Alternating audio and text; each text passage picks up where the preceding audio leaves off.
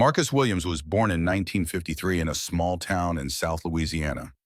His neighborhood was poor, with dilapidated houses where the air always seemed heavy with dust and inequality.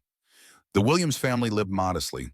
Marcus's father, James, worked in a steel mill, and his mother, Ellen, worked part-time as a janitor. But despite their poverty, their home was always filled with love and dreams. James himself was a baseball player in his youth. He played in a black amateur league because mixed teams were unthinkable in the 1940s.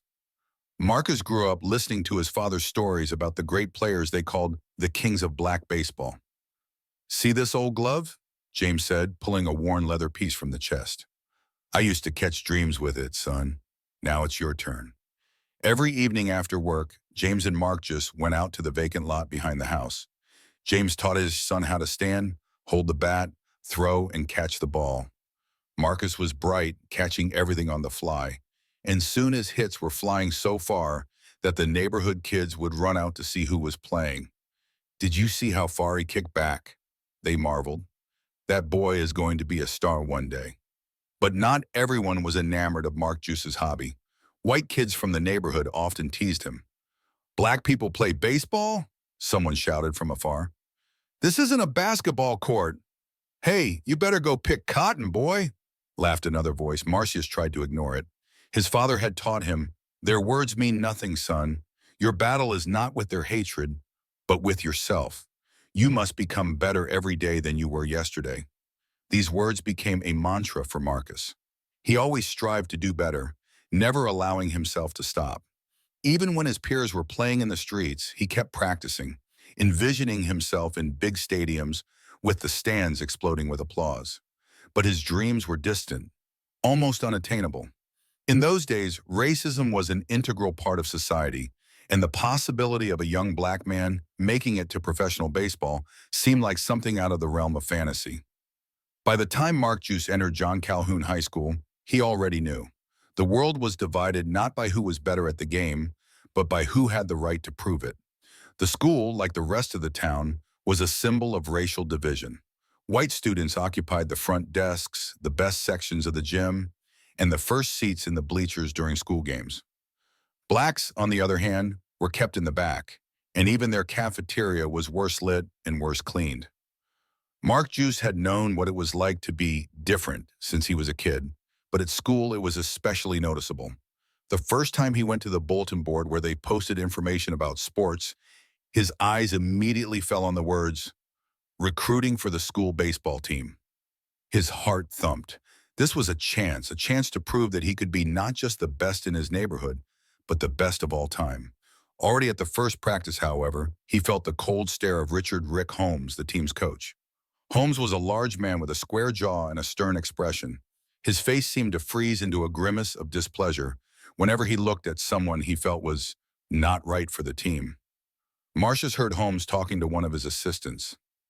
"Is that a new one?" Coach asked, nodding toward Marcus. "Yeah, Williams. They say he's playing well," answered the assistant. Yeah, let's see what this kid can do. Honestly, though, I wouldn't waste my time. Baseball is a sport for those who understand tradition." Marcius heard and felt everything inside him clench. He knew Holmes was talking about his skin color, but he also knew he wasn't going to let it stop him. On the field, the white players looked at Marcus with smirks. One of them, Jerry, the local star of the team, approached him with a mocking smile. "Listen, buddy," he said, tossing the ball into Marcus's hands. "You don't belong here. You must have mistaken the baseball field for the backyard of your house. This is a serious game."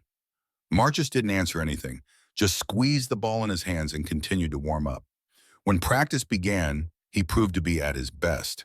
His strokes were accurate, his serves were lightning fast, and his agility and reactions surpassed even the most experienced players. The white guys who had laughed at first began to look at him differently, but Holmes remained indifferent. When the training was over, he called the assistant and said loudly, so that the whole hall could hear, "You know, I don't care how fast he runs or how far he kicks. It's guys like him that break the spirit of the team. They don't understand what it means to respect the sport." Those words struck Mark just deeper than he had expected. He felt anger boiling inside him, but he suppressed it. His father had always taught him, it's not the anger that matters, it's how you use it. Marcius approached Holmes after the training. "Mr. Holmes," he said, trying to speak calmly, though his voice trembled a little. "I'm ready to prove that I'm worthy to be on your team. I can be the best." The coach didn't even look at him, staring at his notes. "Williams, you can practice all you want, but to me, you'll always be nothing more than a good runner. Baseball isn't just about hitting, it's about legacy. And frankly, you're not part of that legacy." These words were not just a refusal. It was a blow to the very soul of Marcus. He understood that for Holmes, his skin color was a barrier that the coach would never allow him to pass through. The other students began to taunt Marcus openly. In the locker room, Jerry poked him in the shoulder. "Did you hear what the coach said?" He smirked.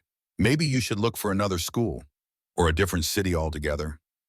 "Why don't you try stopping talking and practicing?" Mark just replied calmly. Irritated, Jerry tried to grab him by the shirt, but Mark just dodged, looking him straight in the eye. "I'm not leaving," he said firmly. "You may hate me, but I'll still be here." These words were the beginning of a new chapter for Marcius. He realized that to cross this invisible line, he would have to fight harder than ever before. Marcus had been up all night before the open tryouts for the high school baseball team. He sat on his hard mattress, holding his father's old glove. Its shabby leather was covered in small cracks, but to him, it was a symbol of strength and perseverance. Rumors that Coach Holmes was refusing to take black players on the team had been going around for a long time. Some of the older boys said that Holmes once said, "As long as I'm here, baseball at this school will remain what it should be, a white sport for white boys." Those words echoed in Mark Juice's mind as he prepared for the audition. He wanted to walk away, to refuse, to avoid humiliation, but he remembered his mother's words. "Son, if you want to make a difference, you have to be the first to make a move." He got up earlier than usual in the morning. He had no special uniform, just an old t-shirt and ragged sneakers. He put them on and went to school, holding his father's glove in his hand. When he arrived at the field, the other boys were already assembled. The white boys from rich families were dressed in brand new uniforms, and their shiny clubs and balls looked as if they had just come out of the box. They looked at Mark just with contempt. "Look, he's really here," Jerry said loudly, standing next to a group of his friends. "What did you think we were doing this for charity?" Marcius took a deep breath, trying not to react. He knew that every mistake he made would be an occasion for ridicule, so he had no right to fail. Holmes, standing at the edge of the field, looked at Marcuse as if his appearance were a personal insult. "Williams," he said coldly, "you must have mistaken the field for a basketball court." "I'm here to prove that I can play," Marcius replied calmly, though he was seething inside. "Well," Holmes smirked, "let's see how long you'll last." The tryout began with a serve. Each contestant had to show their strength and accuracy. When it was Mark Juice's turn, the crowd began to whisper. Jerry shouted loudly, "Hey, Marcus, don't drop the ball. It's probably too heavy for you." Marcus ignored him. He got into position and clenched his bat in his hands. He had to give his best performance, or he wouldn't even be listened to. The first two blows were unsuccessful. He tried too hard and missed. The white boy started laughing. "Coach, maybe he should go back to his home field," shouted someone from the crowd. Holmes did not interfere. He enjoyed the sight. Marcus closed his eyes, remembering his father's words. "Don't think about them. Focus on the ball. Your goal is not to prove anything to them. Your goal is to be better than yourself." He opened his eyes, took a deep breath, and prepared for the next shot. The ball flew, and this time he hit it accurately. The ball flew high into the sky and landed far outside the field. There was silence. Even Jerry didn't know what to say. Mark just hit a few more times, and each time the ball flew farther and farther away. His agility, speed, and accuracy were evident. Holmes watched silently, but there was no admiration on his face. He looked as if someone had made him drink a bitter mixture. When the tryouts were over, Holmes began announcing the team's roster. Name after name, he called out white players, including Jerry and several others who were clearly inferior to Marcus. When the coach was finished, Marcus's name had not been called. Marcius approached Holmes, trying to hide his disappointment. "Mr. Holmes," he said, "you've seen what I've done. I deserve a place on the team. Why wasn't I chosen?" The coach folded his arms across his chest and looked down at him. Williams, you can be Jackie Robinson, but you don't play on my team. You understand me? These words struck Mark just like lightning. He felt resentment fill his chest, but he said nothing. Instead, he gritted his teeth, turned and walked away, feeling the stares of the other players on his back. This training was his first challenge to fate. It showed him that talent alone is not enough if your skin is a different color. But Marcus realized one thing: he would not back down, even if the whole world was against him. Saturday, the day of the open trials, was hot. The sun was scorching so hot that even the ground seemed to crackle. Not only students gathered on the field, but also parents who came to watch their children. Most of the crowd was white, families with tan faces, hats, and flattering smiles as they greeted Coach Holmes. Mark just stood off to the side, clutching his bat.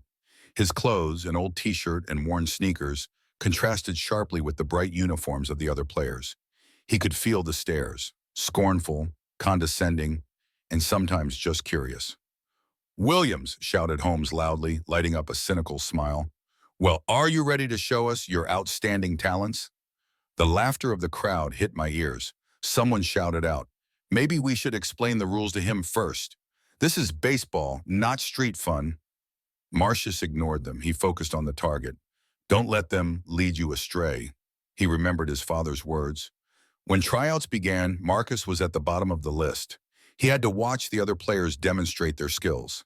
Many of them were clearly not up to the level of the team, but their names were written down by the coach in his notebook without a second thought. "All right, Williams, it's your turn," Holmes called him at last, sliding his baseball cap on his forehead. "Show us what you can do." The first part of the tryouts involved running. Mark just gave it his all, leaving the other players far behind. Even those who had mocked him before were silenced when they saw how fast he crossed the finish line. He runs fast. Probably he is accustomed to run away when he is caught in other people's fields," Holmes muttered, not paying attention to his result. Next was the pitching of the ball. Marks just got into position and looked carefully at the target. He knew this was his chance. The ball flew out of his hand with such speed and accuracy that one of the assistants whistled in surprise. "It was a blow, damn near professional," he whispered, but Holmes immediately gave him an icy stare. Next up was the batting game. When Mark Juice stood up with the bat, the crowd began to whisper. "Look at the way he's holding it," one parent said. "Is that even legal?" The first shot. The ball flew so high it was barely seen. The second was farther than any other player had hit in a day. After the third hit, the crowd was silent for a moment, and then there was a faint but growing whisper. Even the white boys began to look at Marcus with respect. "The kid can play," one of the parents muttered, but immediately added, "Too bad he's not ours." Holmes stood at the edge of the field with his arms crossed. He didn't write down any of Marcus's results in his notebook, although everything was obvious. Finally, after all the tests were over, the coach announced that he was going to name those who would make the team. The names came one after another: Jerry, Michael, Thomas. Each new name was like a blow to Marcus. He saw that even those who had performed much worse than him had gotten a place. "Is this some kind of mistake?" the parents whispered. This guy was clearly the best. When the list was over and Marcus's name had not been called, there was silence. Someone in the crowd dared to ask, "Coach Holmes? What about Williams?" Holmes pretended not to hear. But Marcus wasn't about to go away in silence. He walked to the middle of the field, looking straight at the coach. "I gave my best performance," he said firmly. "Why am I not on the team?" The crowd held its breath.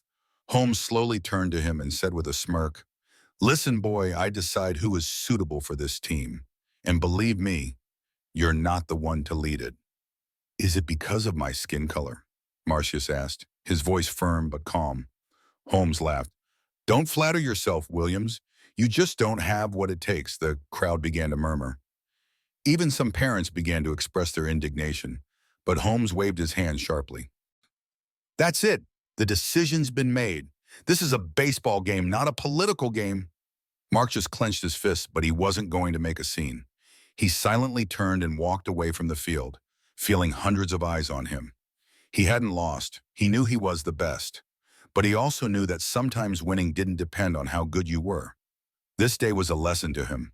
Justice doesn't come by itself. It has to be earned. Marcus walked home, feeling the weight of disappointment weighing on his shoulders. The sunny day seemed to grow darker, and Holmes's every word and Jerry's taunts came back to his mind again and again. "You're not the man to lead her." Those words echoed in his ears. When he entered the house, his mother was already waiting for him in the kitchen. Her hands were immersed in a basin of soapy water, but when she saw her son, she let it go. Her gaze, warm and understanding, told her what was wrong. "How was it, son?" she asked softly, though she seemed to know the answer already. Marcius threw his glove on a chair and sat at the table, resting his hands on his arms.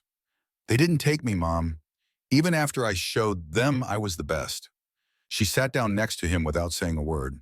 She just took his hand, feeling her son's struggle with resentment. "It's Holmes, isn't it?" she finally said. "I've heard about him. People say he doesn't like people like us." Marcius nodded, struggling to hold back tears. "It's not just resentment, Mom. It's like standing at the door knowing you can get through, but they just don't give you a chance, and the others laugh and say you don't deserve it." The mother took a deep breath and looked at her son. "Son, do you think this is the first time the world has been unfair to you? Do you think I don't know what it's like?" She stood up and walked to the window, looking out, as if remembering something distant. "When I was your age, you couldn't even sit next to white children in our school. If you accidentally touched them, you were immediately punished. Teachers told us, sit quietly, keep your head down. But I knew I was just as good as they were. And you know what I did?" Marcius looked up, his interest piqued. "I stopped waiting for someone to give me a seat. I started taking my own. It wasn't always easy. Sometimes it hurt. But I knew one thing, if I gave in, they would win.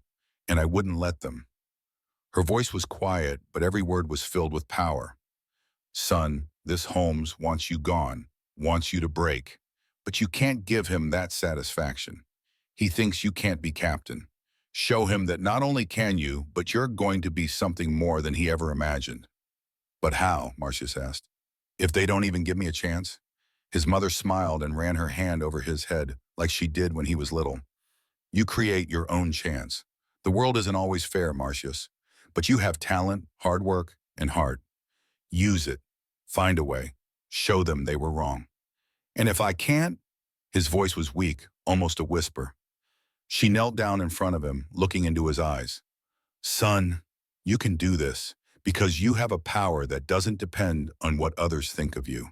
It's the power of your spirit. And they can hate it, they can mock it, but they can never break it." Marcius looked at his mother, and something in her words ignited a new spark in him. It wasn't just advice, it was a challenge to himself that he could not ignore. She hugged him, feeling the tension slowly leave his body. "Tomorrow is a new day, son. You didn't give up today, and I know you won't give up tomorrow." Marcus nodded slowly, his heart filled with determination. This rejection was not the end, but the beginning of something more. Marcius woke up at first light. He had set himself a goal, to become a better player, despite Holmes's rejection. His mother's words stuck in his head. "You create your chance." Now every morning began with practice, but he had no professional equipment. Everything he could use, he assembled himself. His father's glove became his constant companion, and an old wooden box from the pantry became a practice target. He drew a red square on it to serve as a guide for his throws.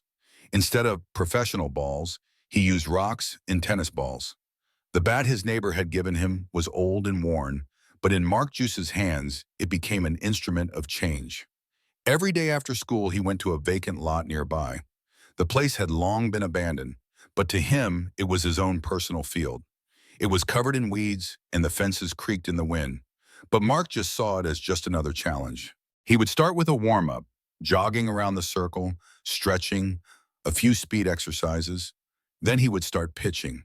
He would stand on a makeshift slide, presenting strong opponents in front of him. Every time the ball hit the square on the box, he imagined he was hitting an out. "You'll never make the team, Williams." Holmes's voice echoed in his head often, but instead of breaking him, those words spurred Marcius on. When it was time to hit, he threw balls to himself. He stood with the bat, focused on the ball, and hit hard, sending it far into the grass. His hands ached and the skin on his palms cracked, but he didn't stop. However, his efforts did not go unnoticed. The guys on Holmes' team often saw him practicing. Jerry and his friends sometimes came to the vacant lot specifically to taunt him. "Look, our star player!" Jerry shouted one day when he saw Mark just kick the ball once again. "What are you doing here, Williams? There's no room on this team." Marcius didn't answer. He continued practicing, ignoring their jeers. But Jerry kept up. "You know why you'll never make the team? Because you're black. You can swing that bat all day long, but it's not going to make a difference." This time Marcius stopped. He turned to Jerry, his gaze calm but firm. "Maybe you're right. Maybe I'll never be accepted. But when I'm the best, you'll all realize it's not because of my skin color. It's because you're afraid I might be better than you." Jerry laughed, but there was something like doubt in his eyes. He turned and walked away, but those words left a mark. One day as Marcus was practicing, he was approached by Mr. Garrison, an elderly neighbor who used to be a baseball coach. He stood at the fence and watched Marcus hit ball after ball. "You've got a strong kick, kid," he said, stepping closer. Marcius turned around, surprised at the attention. "Thank you, sir." "Look, I know you didn't make the team," Harrison continued, "and I know why, but that doesn't mean you should give up.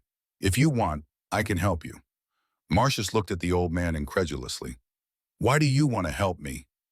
"Because I see in you what I saw in myself when I was your age. You're not afraid of a challenge, and that's what counts. So how about I show you a couple moves?" From then on, Harrison became his mentor. He showed him how to hold the bat correctly, how to throw the ball with the right speed and accuracy. He taught him tactics that Marcus had never even known before.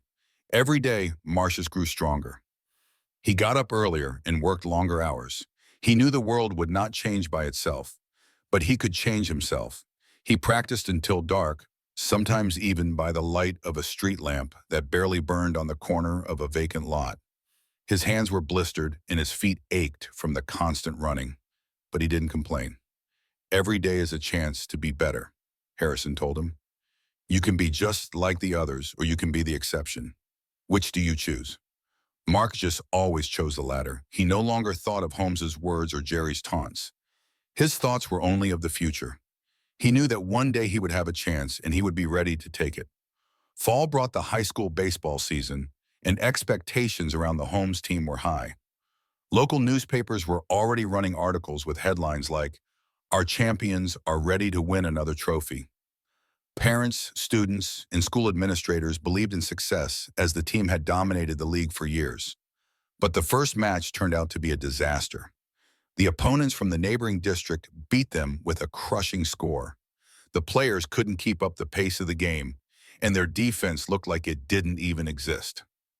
After the final whistle, the crowd fell silent.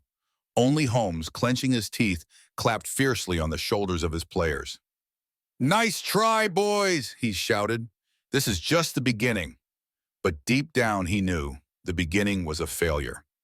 At training sessions, Holmes focused not on the quality of play, but on discipline and demonstrating his authority. He mocked players if they made mistakes, but did not give specific instructions on how to correct them. "Jerry, you've got to be faster," he shouted. "I'm trying, coach," he answered. "Trying isn't enough. You think the enemy will wait until you deign to run to the base?" The team began to lose confidence. Jerry, whom Holmes called his star player, was not good at pitching. His throws were weak and inaccurate, and he regularly missed on the rebound. The players, selected by Holmes only for their looks and privilege, could not stand up to the competition.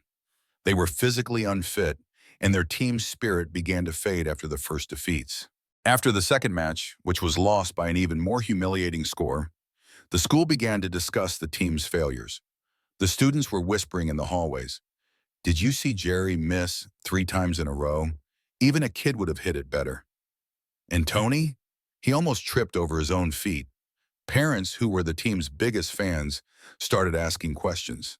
At the PTA meeting, one mother said, "Coach Holmes, we trusted you, but right now our team looks like a joke. What are you going to do?" Holmes, red-faced, replied, "We've had a couple of tough matches. Give the guys time. We'll make up for it." But his words sounded hollow. People saw the difference between how the team looked on the field and what he promised. The local newspaper, the Springfield Herald, ran an article with the headline, "What Happened to Our Team?" The article detailed the mistakes of the players and pointed out the shortcomings of the coach. Lack of structure, poor physical conditioning, and inexperienced players were key reasons for the team's losses, the author wrote. The question is, why did Coach Holmes, who for years boasted of his infallibility, make such poor player choices? This article provoked a strong reaction. It was discussed in schools, cafes, and even at bus stops. People began to remember that there was a player at the tryouts who stood out from the rest. What was his name? Someone at the local diner asked. Williams, that black guy. He was incredible, wasn't he? Yeah, but Holmes didn't even give him a chance. This talk began to reach the coach's ears, and his irritation grew. Meanwhile, Marcius continued his training. Every morning he went out to the vacant lot. Every night he finished the day by hitting a homemade target. His strength and accuracy were improving. His old neighbor Harrison never tired of admiring his progress. You've gotten stronger, kid, he said one day, watching Mark Juice kick the ball. I wouldn't be surprised if you sent the ball to the other side of town. But Marcius didn't allow himself to relax. He knew his moment had not yet come, but he had to be ready when it did. Amidst his efforts and progress, Holmes's team continued to fall further and further down. Each new match turned into another defeat. After another failure, the newspaper again wrote, "Why wasn't Marcus Williams given a chance?" This article openly criticized Holmes, alluding to his racist prejudices. Sometimes the best players are left out, not because of a lack of talent, but because of the bias of those who make the decisions. The final paragraph read, "It was the first time the public spoke openly about injustice." Holmes felt that the ground was going out from under his feet. In the teacher's lounge, he was asked questions. Is it true that you refused Williams only because of his skin color? Nonsense, answered Holmes, but his confidence was already shaken. Every team loss and every article about Marks raised the pressure on the coach. The crowd no longer clapped him on the shoulder. Now everyone looked at him with distrust and judgment. He knew. One more defeat and his credibility would be destroyed. The day was windy and thick clouds covered the sky, making it gray and sullen. As usual, Marcius was practicing in an abandoned vacant lot. The ball bounced off the old wooden box with a loud thud, echoing in the stillness.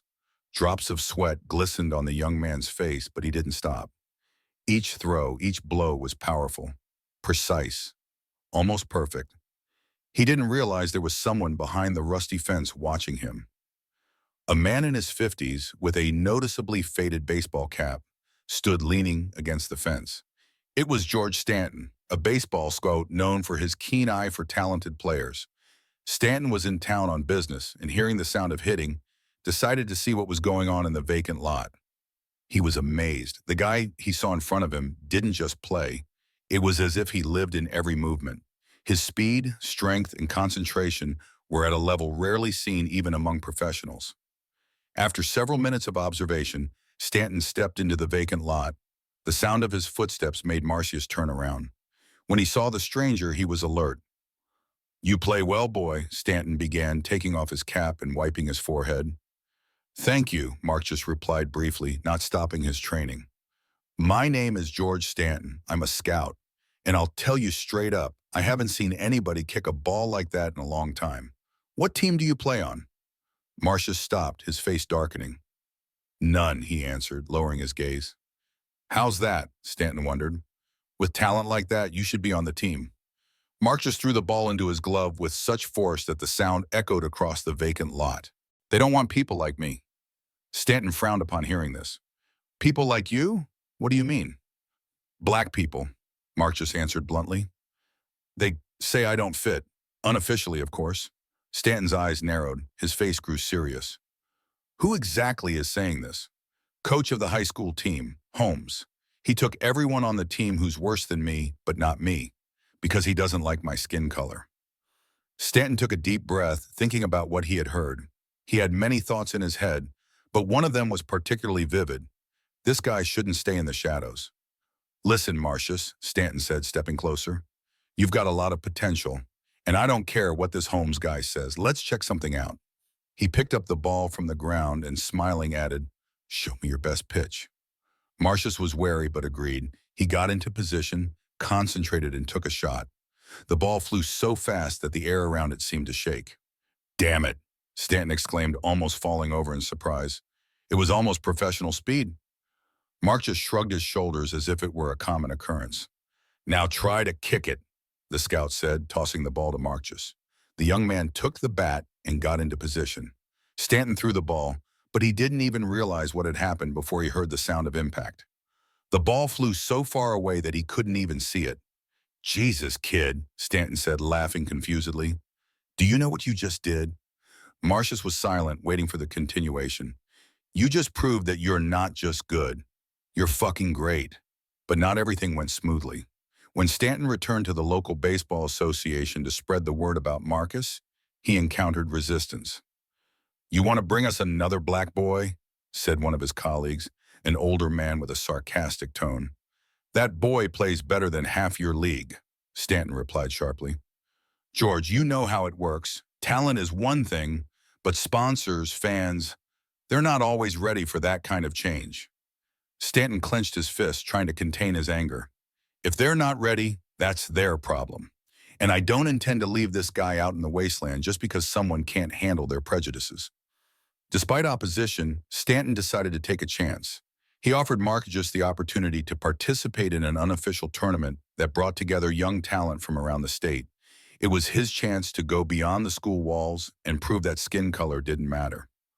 "Are you ready for this, boy?" he asked Marcus, handing him the invitation. Marcius looked at the paper and clenched it in his hand.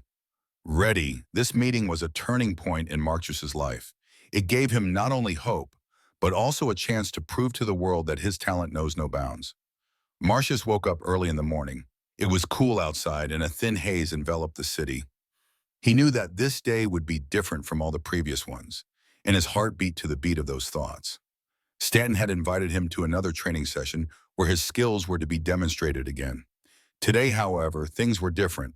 Scout took his camera with him to record his performance and send the video to the best colleges in the country. It was a chance he couldn't pass up. Stepping onto the field, Marcus felt pressure, but also a wave of determination. His body was tuned to perfection. Hitting, pitching, throwing, everything had to be top-notch. Stanton stood on the base, the camera in his hands set to record, and his face as focused as ever. Marcus jogged quickly across the field, checking every throw, every move. He was more focused than ever, for he realized that his future life depended on it. Every step he took and every action he took was more than just practice. It was crucial proof that he was worthy of something more than just being what he was seen at his home school. "Come on, Marcus, show them what you can do," the scout shouted as Marcus gave the hardest throw of his life. The ball soared into the air and flew, bouncing off the wall on the other side of the field. "Damn it," Stanton muttered, looking at the tape. He replayed the moment over and over again. "That's amazing, kid. You're just golden." Marcia stood, sighing, then looked around. This was a moment that could change everything, but despite his inner turmoil, he tried not to think about the future. Instead, he just kept going, practicing and practicing every move as if his life depended on every blow. And it did. A few days after practice, Stanton sent the video to several prominent colleges that had a large baseball club. He didn't waste time doubting it. He knew Marcus was an outstanding talent, and he didn't want his chance at success to float away any longer. He was confident that he could win any scholarship he wanted, if only someone would see him play. "It'll be enough for them," Stanton said to himself, reviewing the material before sending it off. "They can't ignore it." A few weeks passed and Marcus, out of habit, continued his workouts. He didn't think about the fact that the video could lead to a scholarship. All he had in his life was a constant struggle, with himself, with the world, and with those who thought he wasn't worthy. But this time, something was truly different. He felt that his diligence would bear fruit. One day, as Marcus was returning from another practice, he noticed a letter on his desk with the logo of one of the top athletic colleges in the country. His heart clenched as he unfolded the envelope and read it. He couldn't believe his eyes. "Jesus," he exhaled as he put the letter down. "I've been offered a scholarship, an athletic scholarship." Emotions raged inside him. This was what he had dreamed of. dreamed that his talent would not go unnoticed, that he would be able to break free from the circle into which racism, prejudice, and outdated stereotypes clamped him. And now it has become a reality. Listen, kid, Stanton told him as he called the scout to share the news. You've earned it. You're not just talented, you're ironclad. You've been through so much shit and proved to yourself and everyone else that you're worth more than all the people who turned their backs on you.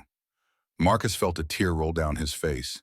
It was a tear of victory, a tear of pride in himself, in his family, in all that he had endured.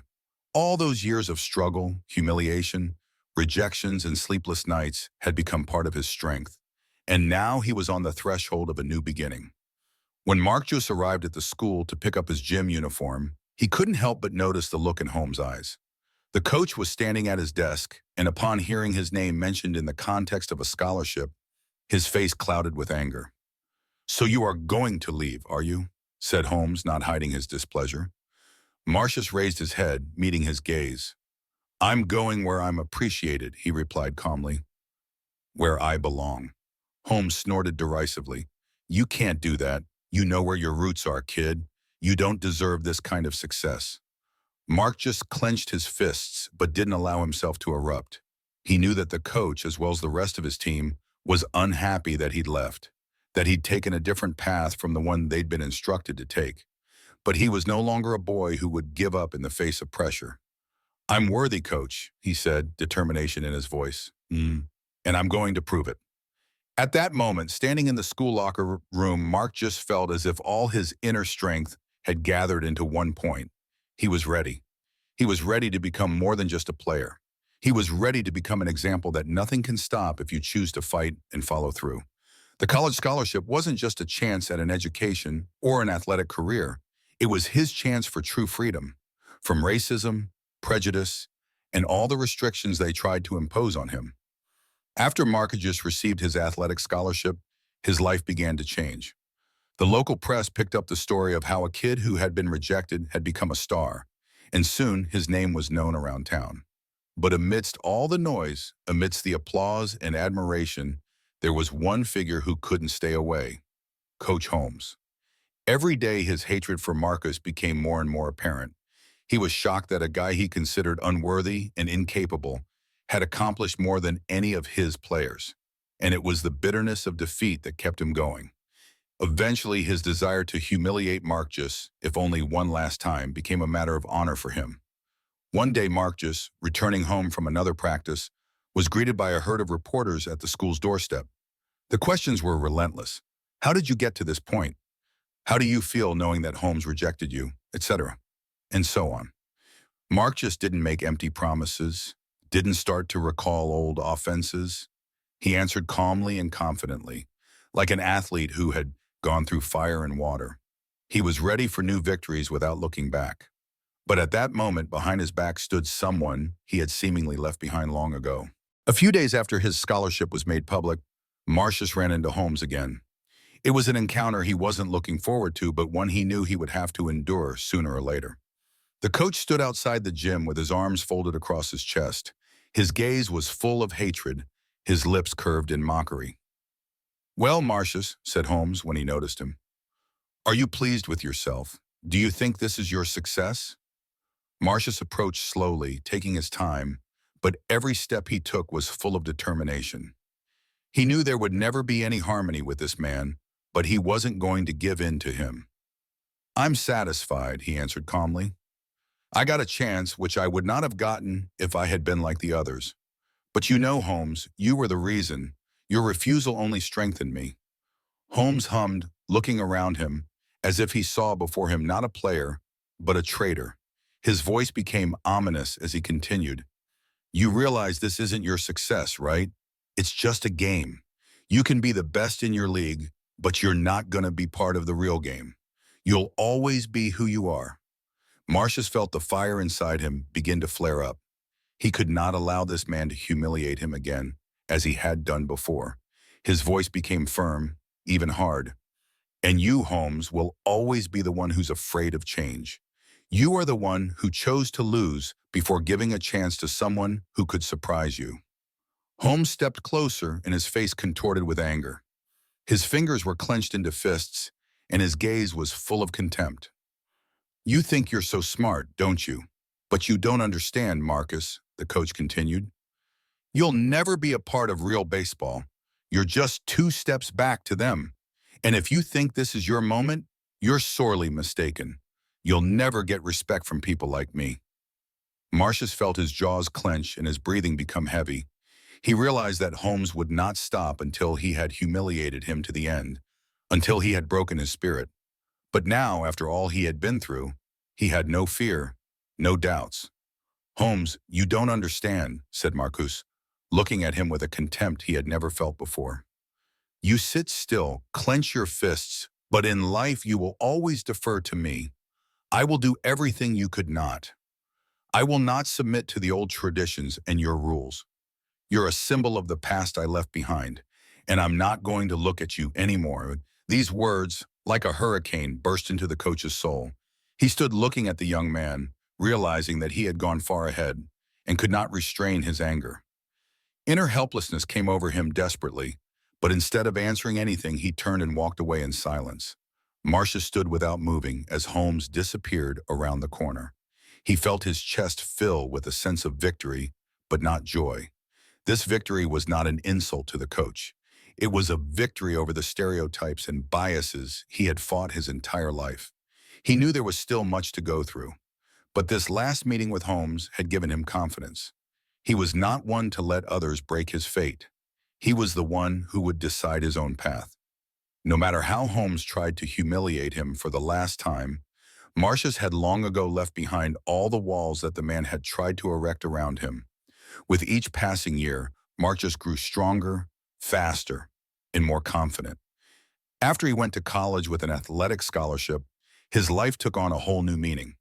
Not only did he become a better player on the field, but he began to realize how important it was to be an example to those who, like him, once suffered from bias, racism, and a lack of self-belief. But the path to the top wasn't so easy. Several years passed, and finally the moment he had waited so long for had arrived.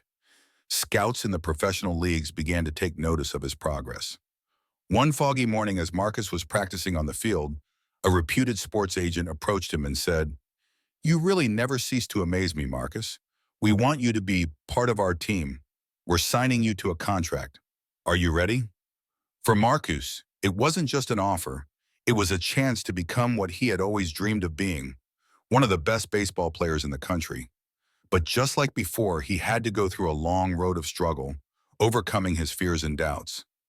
His inner world was full of pride in what he had accomplished. But despite that, he was hamstrung by the reality that things aren't that easy in professional sports. Not even a few months later, Marcus was faced with those who continued to view him through the prism of the color of his skin. In the first big match he played at the professional level, several fans began shouting racist slurs. This was nothing new to him, but now the situation seemed even more painful. On the field, he showed everything he was capable of, but his heart was heavy from the fact that he, like many other black players, had to contend not only with opponents, but also with those who considered him less than human. One day during halftime, as Mark just was walking toward the locker room, he heard one of the team's players of note say, "Look at him, all these guys, they're just out of their element here. It's not for them." Marcius paused for a moment, then turned and looked at the player calmly. "You can think what you want," he said quietly but firmly. "But I'm here, and I'll be here forever. I'll play like none of you can. So keep your dirty thoughts to yourself." It was the first of many moments where Marcus proved that nothing and no one could stop him on his path to success. He knew that words like "out of position" and "not for you" would haunt him forever. But he also knew that if he continued to play to his strengths, no one could tell him where he belonged. It didn't take long for his first successes to come. Already in his first season playing for a professional team, Marcus was recognized as the Rookie of the Year. He showed incredible results, not only demonstrated amazing technique, but also set a new standard for all players on the field. In one game at a crucial score, he pulled out a win for his team with a dramatic last shot that was recognized as one of the best ever. "You're not just the best, you changed this game," the coach said, as Marcus reservedly congratulated the team on the win. That evening at the coaches' meeting, they discussed how his star was getting brighter with each game. Coaches, scouts, and teammates admired his perseverance. But behind the scenes, more and more people couldn't accept that a guy with such roots could reach such heights. He's the best, they said, but it's not his world, not his game. But Marcus paid no attention to that. He knew he was here and that he deserved it. Over time, his name became synonymous not only with skill, but also with resilience. Young players began to look to him as an example. He became a symbol of anti-racism in the sport, an example of the importance of believing in your own strength despite your circumstances. Marcus began to work with young black players, helping them not only to improve their skills in the sport, but also teaching them to be strong in spirit, not to succumb to pressure and prejudice. If someone tells you that you can't achieve it, ignore it, he told them. You can be whatever you want to be, just don't stop. We are not born to be second best. That same year, Marcus received his first prestigious award, the Player of the Year title. He stood on stage, award in hand, and remembered how Coach Holmes had once told him he would never succeed. And now, standing there, he knew that he was able to prove to the world that his path was the right one. Soon his name became known not only in sports circles, but also in political and social life. He was invited to numerous talk shows, participated in charity events, and constantly advocated for equality and fairness in sports. His example has inspired not only future baseball players, but also people around the world who face racial discrimination in different walks of life. He's not just a player, he's a symbol. He showed that you can be anything you want to be, even if the world around you doesn't expect it, the media said of him. Marcus never forgot where he came from and always said that his journey is not just his success. It's the victory of everyone who has struggled with the same challenges, who has tried to walk through the muck of racism and bias. He knew that his path was not just his, but those who could not afford to stop, who kept going despite resentment and injustice. Each victory for him was another milestone in the journey he began when he first refused the fate Holmes imposed on him. When Marcus became one of the brightest stars in professional baseball, his name was already familiar to anyone who followed the game. His career was full of accomplishments, but despite all the accolades, personal records, and high-profile victories, for him, it was more than just a sport. It was his battle for equality and the right to be heard in a world where he and others like him were only expected to fail. One day after an important match in which his team won the championship, Marcus returned to the practice field where he had once started. There were new players standing around, and as he walked by, he could hear them talking about him. "This guy is living proof that you can be anything you want to be," said one of the young players. "He came from something we all experience, and now his name is on everyone's lips. He used to be a nobody, right? His coach didn't even want to look at him, and now he's a champion," added another. With those words, with that confession, one of the youngest players who was on the field with him came up to him. "Marcus, you're an example to me. I don't know how you got through all this, but you showed me that anything is possible. I want you to teach me how to fight."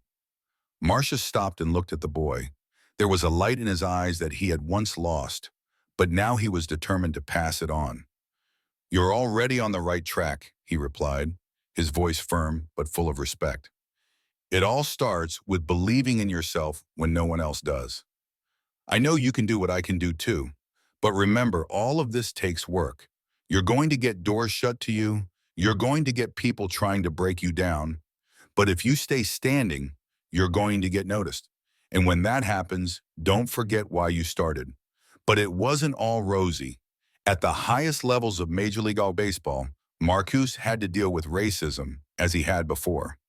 In one game, when he made an incredible throw that secured a win for his team, shouts filled with contempt erupted from the other side of the field. Fans from a neighboring sector shouted such insults that even his teammates became wary. "What are you, a guy? You're just one of those," said one of the opposing players, smiling crookedly. "You don't even realize that you don't belong here." Marcus felt his blood boil, but instead of responding with words, he kept playing, doing everything he could to make the victory even more convincing. He knew words could hurt, but his actions were far more powerful. The more they tried to humiliate him, the higher he rose. "See, it's your game," the coach told him, approaching him after the match. "When they can't beat you on the field, they start attacking you verbally. You won despite that, and that's the most important thing." In the following seasons, Marcus continued to solidify his position in world baseball. He won major tournaments, won gold medals, and set new records. Each victory was not just a result of his physical abilities, but a lesson to those who thought that there was no place for people like him in sports. He proved that no stereotypes or racism can limit talent and ambition. One of the highlights of his career was the match in which Marcus scored the decisive goal to win the championship final and the title of Most Valuable Player. After the win, he stood on the field holding his trophy and stared into the cameras. His words became a true manifesto. "This moment is not just for me. It's for everyone who has ever heard that they couldn't be a part of something great. It's for everyone who has faced bias, who has fought for their dreams no matter what. I've been there, and I've proven that it doesn't matter where you come from or what color you are. What matters is your belief in yourself and what you can do." His words echoed around the world. People began to see him not only as an outstanding athlete, but also as a symbol of the struggle for equality and justice. Marx just became more and more recognizable and was invited to various international conferences where he shared his experiences and taught young people not to give in to insults and obstacles. Over time, Marcius became not only a symbol of victory in the sport, but also a mentor to many young players, including those who faced the same challenges he faced. He spoke openly about how racism is not just a problem in baseball, but in society as a whole. And while in sports, people can learn to accept each other regardless of skin color, in life, this struggle will be even more important. He continued to work with young athletes, helping them improve their skills, but also talking about how important it is to be strong, not only physically, but mentally as well. "Sometimes in life, all paths are closed, and you may feel that nobody understands you," he said at one of the trainings. "But if you don't give up, if you move forward despite the obstacles, you will become someone who can change the world." By the end of his career, Marcius was not only a successful athlete, but also a man whose name has come to epitomize fortitude and triumph over injustice.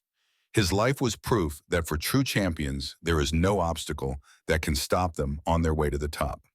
With each passing year, he became a more influential figure, and the baseball world began to give him the respect he deserved, not only for his accomplishments on the field, but also for his efforts off of it.